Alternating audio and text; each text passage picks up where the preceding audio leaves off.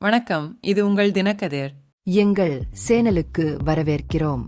அதிமுக பொதுச் செயலாளர் எடப்பாடி கே. பழனிசாமி கட்சியின் அமைப்பு தேர்தல்கள் தொடர்பான சர்ச்சைகளை தீர்ப்பதில் இந்திய தேர்தல் ஆணையத்தின் அதிகார வரம்பை கேள்விக்குட்படுத்தி சென்னை உயர் நீதிமன்றத்தை அணுகியுள்ளார்.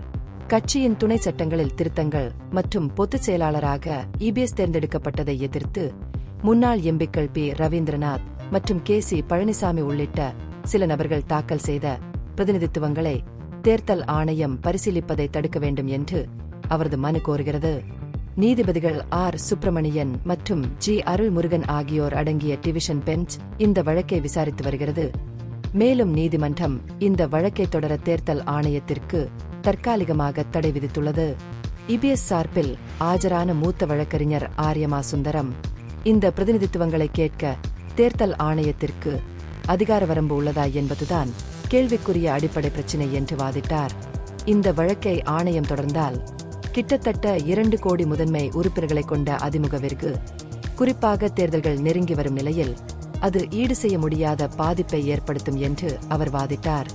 மேலும் தேர்தல் ஆணையம் தனது அதிகார வரம்பை நிறுவாவிட்டால் இந்த சர்ச்சை தொடர்பாக தரப்பினரிடமிருந்து பதில் கோரியிருக்கக்கூடாது என்றும் அவர் வலியுறுத்தினார். மனுதாரர் பி. ரவீந்திரநாத்தின் உரிமை குறித்து சுந்தரம் கவலைகளை எழுப்பினார். ஜூலை 14, 2022 அன்று அவர் அதிமுகவிலிருந்து நீக்கப்பட்டதை சுட்டிக்காட்டினார்.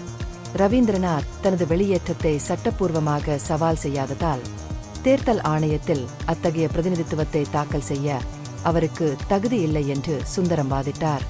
இது கட்சியின் உள் முடிவுகளுக்கு எதிரான மனுவின் செல்லுபடியை குறைமதிப்பிற்கு உட்படுத்துகிறது என்று அவர் கூறினார். இருப்பினும் ரவீந்திரநாத் சார்பாக ஆஜரான மூத்த வழக்கறிஞர் ஜெயந்த் பூஷன் தனது கட்சிக்காரர் எம்பியாக பதவிக்காலம் முடியும் வரை கட்சி உறுப்பினராக இருந்தார் என்று எதிர்த்தார். எனவே ரவீந்திரநாத்தின் உரிமை இல்லாதது குறித்த அதிமுகவின் கூற்று ஆதாரமற்றது என்று அவர் வலியுறுத்தினார். இபிஎஸ்ஸின் மனு முன்கூட்டியே உள்ளது என்றும், ஏனெனில் இது கட்சியின் தலைமையின் சட்டபூர்வமான தன்மையை தீர்மானிக்க தேர்தல் ஆணையம் அதன் அரசியலமைப்பு அதிகாரத்தை பயன்படுத்துவதை தடுக்க முயல்கிறது என்றும் பூஷன் வாதிட்டார்.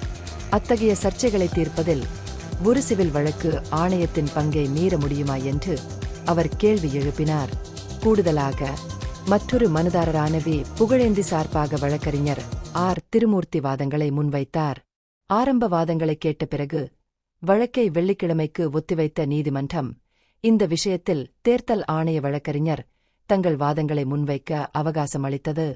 இந்த பகுப்பாய்வு நுண்ணறிவுள்ளதாக கண்டால் முக்கியமான அரசியல் முன்னேற்றங்கள் குறித்த கூடுதல் புதுப்பிப்புகளுக்கு லைக் செய்யவும், ஷேர் செய்யவும், சப்ஸ்கிரைப் செய்யும். இது உங்கள் தினக்கதிர். நன்றி.